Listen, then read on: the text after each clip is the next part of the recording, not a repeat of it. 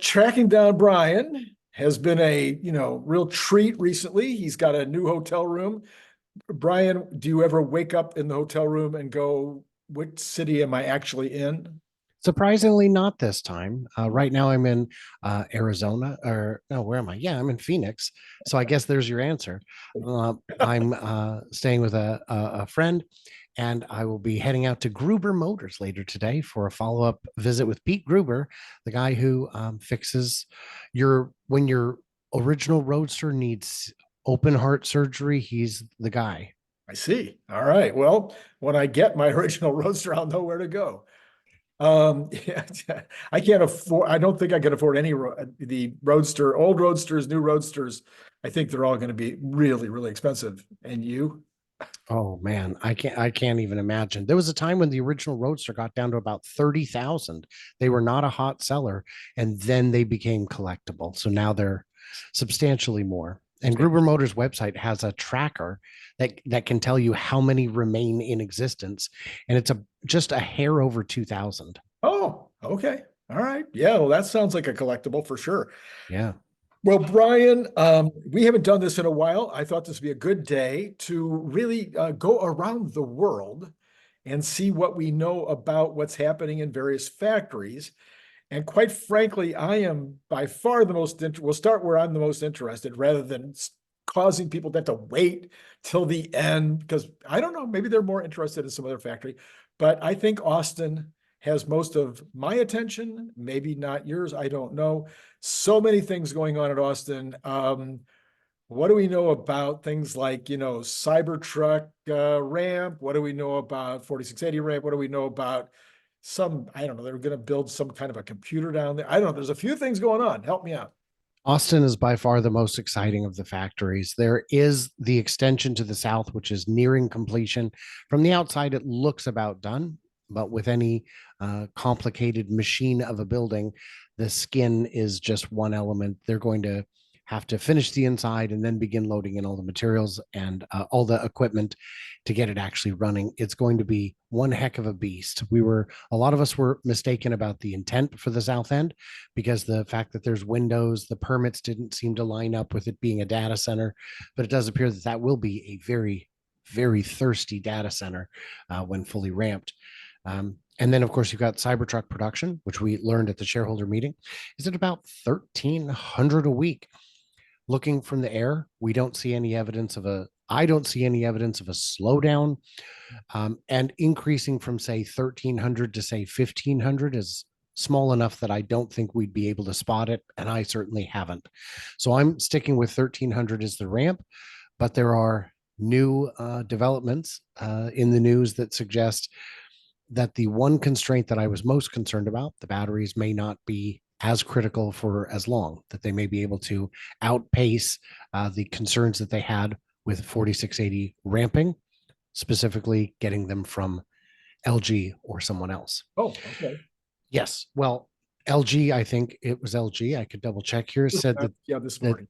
that said is set to start by August of this year. Right.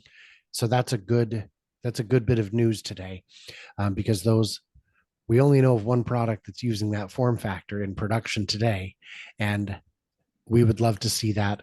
We know that Foundation Series will be ending within the next few months, and when it does, it is believed that the dual motor will drop to 80,000, which really means 72.5. Yeah. And considering how exciting sales have been at 100, 120,000, getting it 25% cheaper, 27.5% cheaper is very likely to be the last price cut we see for years, because there will be a lot more orders executed at that price. In terms of Model Y, I haven't seen any shifts there that would suggest anything is changing, but that's all the big exciting news out of Austin. Okay. And so the other news we heard was that they were shooting for 250. I'm sorry, a run rate of 200. No, what was the run rate that they were expecting for the end of the year?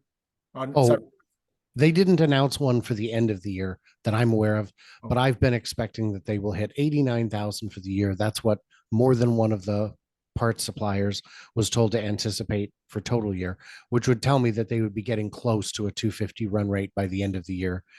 And we're already a quarter of the way there with almost half the year left to go. So that doesn't seem unreasonable at all. So the other big thing we're waiting for out of Texas, of course, would be anything happening with a cyber cab, kind of vehicle, or a Gen 2.5 type of vehicle. Do we have anything yet with regard to equipment, with regard to parts orders, anything that looks like it's different than a Model Y or a Cybertruck? So that is the trick, is all the equipment kind of looks the same. When the Cybertruck equipment went in, we never saw anything specific to the Cybertruck apart from the gigantic casting machines, which we knew was basically the only hint we saw. The only second hint we saw was battery packs piling up in the window. But I haven't seen anything that would tell me that the intermediate compact or the compact is already underway. And I would suspect we won't see that until around the end of the year at the earliest. Right. And that would be true also for a cyber cab. Yes, all of the changed products, because again, the equipment all looks the same. Right. Yeah. Okay. All right. Well, then if we let's see, let's go close by. Let's stay close let's stay in the neighborhood, go up to Fremont. What are we hearing out of Fremont? Are they adding, subtracting shifts? Model 3 performance would be very high on my list of interest. There's very little news out of Fremont, and the drone footage is even less revealing. Every now and then you'll see something like they're cleaning out one area.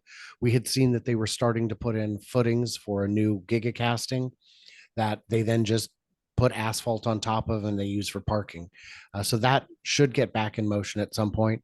I had seen rumors of temporary shutdowns where a couple days looked pretty quiet, but I didn't hear anything on the ground.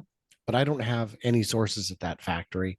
And to be honest, some of my sources have been, I haven't been replenishing that well as much as I should. Okay. So people have changed industries, or well, not one guy retired, one guy went to another company. So I don't have the kind of information that I have had at my peak. So, but Fremont looks to just be staying the course. I do believe Model S and X sales will be drastically impacted this quarter. A lot of people who want the Halo car are going straight for the Cybertruck because it is the new hotness. And that makes sense when you look at the quarterly reports where they lump all others, Cybertruck, S, X, and Semi into one. So what you see is just an overall trend, but not information that's super useful. But I'll be honest, I don't know anyone. I've in this entire trip, and I've met a whole lot of people. I've met one person that bought a Model S recently since Cybertruck. Yeah. And that is a much lower number than I would have seen in previous years. Okay. All right. Okay. That's interesting. And then no news at all. Again, I'm just trying to see if maybe you've heard anything about the Model 3 again, because that was the one that for all of us, I think we were excited out of Fremont to maybe see that be the hot new tip. Well, the Model 3 performance is fully ramped. The Model 3 was already ramped. This is just the performance variant. It's not that different. It's barely different, but what a difference it is. This will be a very hot seller, and it's a hell of a car. And I'm confident it will boost Model 3 sales from what they've been in previous years, but not by what you would have expected when there was no competition. Well, then if we move a little bit further up the street, we get up to Reno. Everybody's waiting to see some kind of groundbreaking, some kind of activity with regard to the semi truck. Anything. So I haven't seen a video in at least a week, so I could be behind, but I haven't seen anything moving. On the battery front, we know they're always finding more ways to get more production out of less total square footage, out of the same footprint. So that doesn't necessarily mean bad things for the Model 3 and Y batteries, but it does mean that you've got some opportunity to, you still got to build the plant. They've been doing pilot production in the building next door that I don't think they own it. I think they've rented it. The same building where the semi-truck delivery event was held. Mhm. But we need a volume production line, and it appears to still be on the roadmap and an objective. But they want a perfect product so that it's not all warranty issues and frustrated customers and all that, because commercial customers can be a lot less forgiving than retail customers.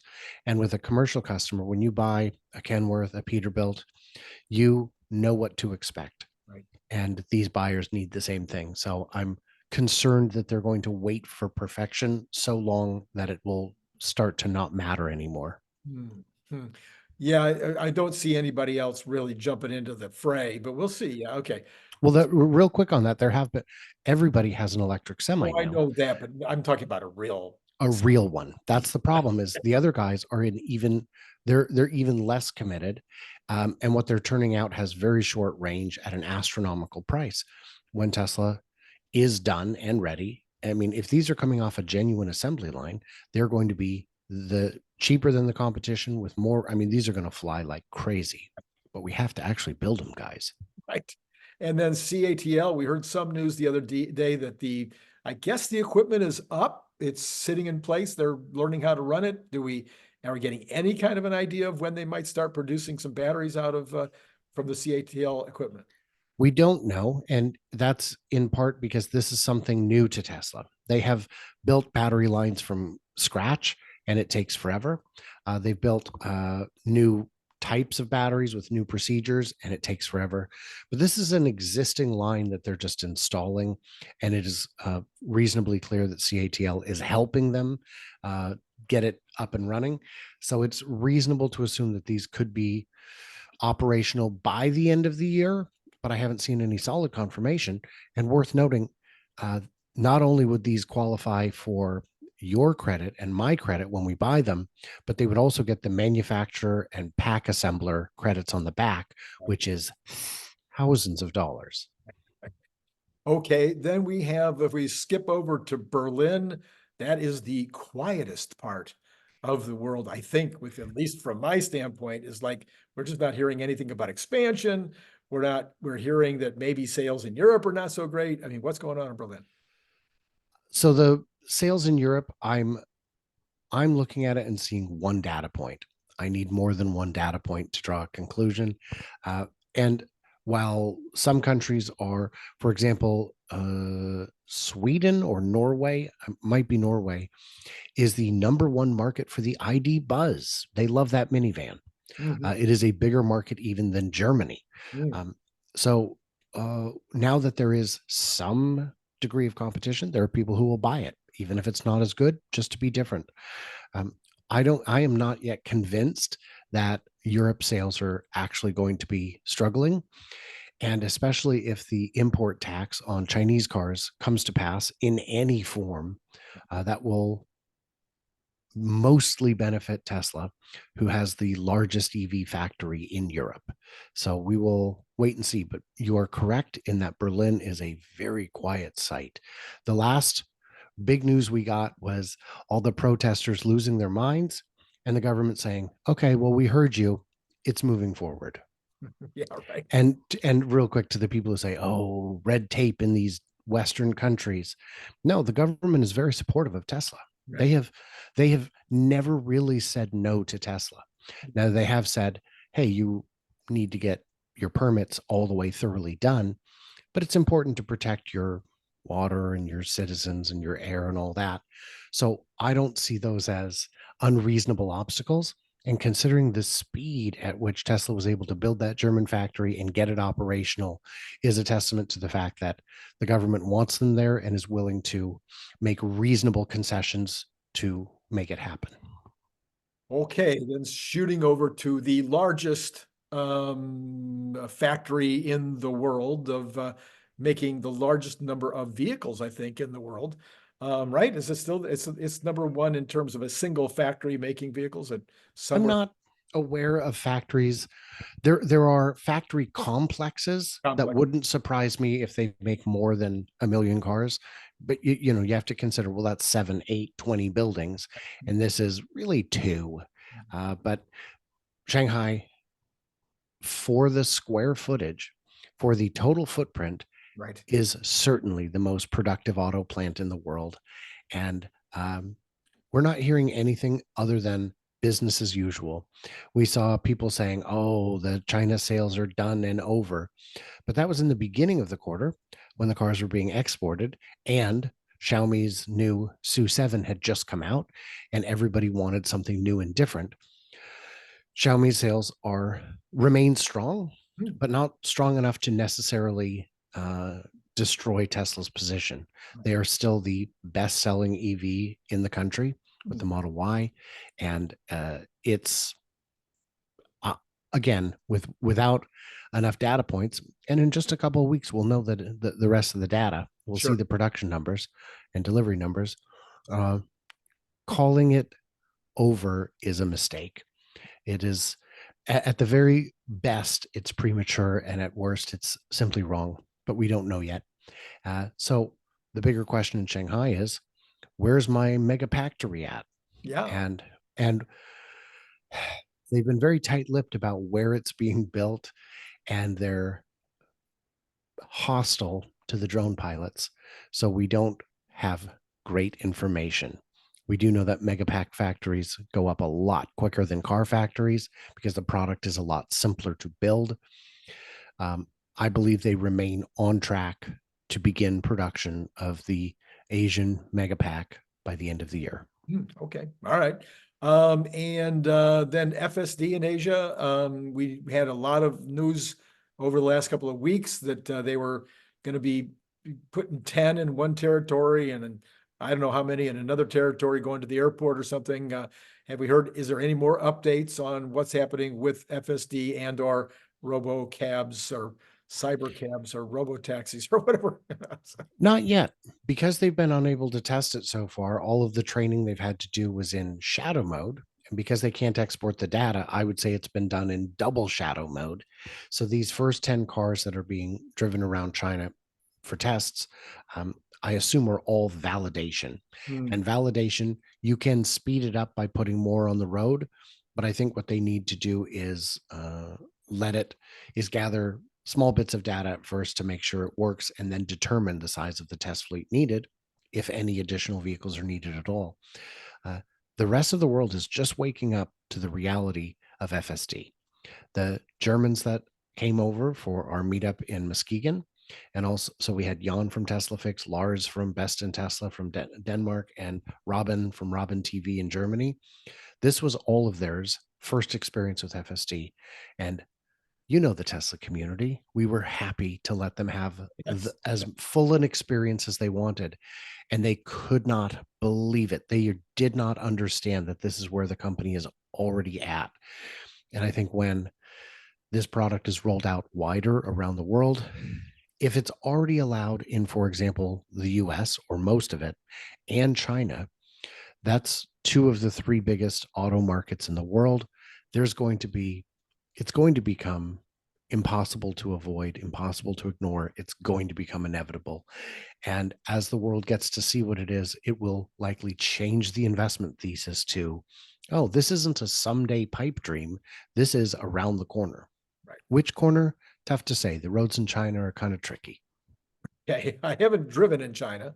I've driven in Hong Kong and I've driven in on the other side of the bay, but I've never driven into China, so I have no experience on that side of it. Okay. Any other? Did I miss any? Well, there's a factory in Buffalo, but I'm not sure that we we pay much attention to what's happening in Buffalo. Although I think they're going to get data center, aren't they? It is believed they will be getting a data center because they are so close to all that, Niagara juice. Right. Not to be confused with the other Viagra juice. I'm sure that's a thing, but I haven't got a prescription, so it doesn't matter. But the Giga Buffalo, I apologize to our friends who work there. You are not forgotten. It's just that without news from on the ground or in the factory or a press release, we just don't know what there is to report. We can report that the superchargers are still being manufactured there and that those are continuing to be deployed. We saw the supercharger team get revitalized a bit. Hopefully it remains on track. We'll know better in a year, but it's already the best network and it's still getting better. So all of that's very exciting. So no news from Buffalo. Okay. And now if I missed anything, I'm sometimes, there's that 𝐓𝐞𝐬𝐿. What Yeah. indeed is going on? I saw speculation that it's the government's getting in the way. That's not it. Or that they're afraid of the cartels. That's not it. Foreign companies are largely left alone. The cartels know that the only thing scarier than the mob is a corporation. And it's true. The corporations are what ran the mob out of Vegas, because you just can't, you can intimidate a guy, but he leaves and another guy shows up, and you intimidate him and he leaves and another guy. It doesn't, they'll cycle endlessly. They don't have a face or a conscience. So there's the holdup in Mexico appears to be wait until 8/8 and we'll tell you what the actual plan is. Because until we can see behind the curtain and know what the vision is, it doesn't make sense to build a factory just for the sake of building it. Right. If that factory is not going to meet the needs of what's coming next. Right. And we're all speculating. Okay. All right. Well, anything else on your mind that I didn't cover? No, the expansion in Berlin is tentatively approved, but not in motion.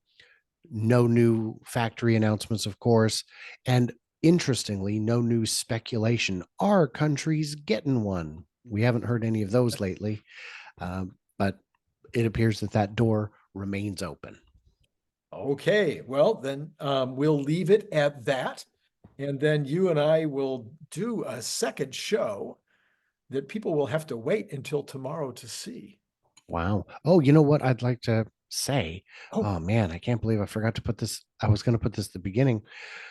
I am interviewing a nuclear power plant engineer over today and tomorrow. And if you have nuclear power plant questions, get them to me. Best way is probably DM on X. You can put them in the comments here, but I may not see them. So if you have big power plant nuclear questions, let me know.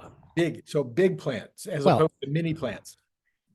Yes. So I'm in Arizona, so you can do some Googling and see it's there. They have a nuclear plant here and it's big. Big, yeah. Okay, yeah. Okay, because I'm all about the mini nukes. It's not to say that there's not a use case for some big nukes, but I'm all about the mini nukes. Yeah. And I am talking to him about small modular reactors and other things. So stay tuned. Fantastic. Yeah. Okay. Remember that this guy also does some really good work on his YouTube channel. Not nearly as good as mine, of course, but of course, of course, in the ballpark. I mean, maybe it's almost as good. And then he has a Patreon thing where you can actually, it's like a tip jar. You guys heard of it? Yeah, it's a concept where, if you think he's doing wonderful work and not getting paid enough, and I can assure you, neither one of us are getting paid enough. Not even close. We could go to Walmart as greeters. Are you old enough to be a Walmart greeter? No, you're not. I'm close. Close. I'm past the age. I don't think they would let me be a Walmart greeter. I'm so old. But we could, as Walmart greeters, we get paid more than we're getting paid for this amazing content. So consider the possibility. Hit him first. He doesn't collect Social Security yet. But then if you've got $3 left over, hit mine. All right. Anything else? Have we covered it? I think you've covered it very well, Randy. All right. It's been great talking to you guys. Thanks, Brian.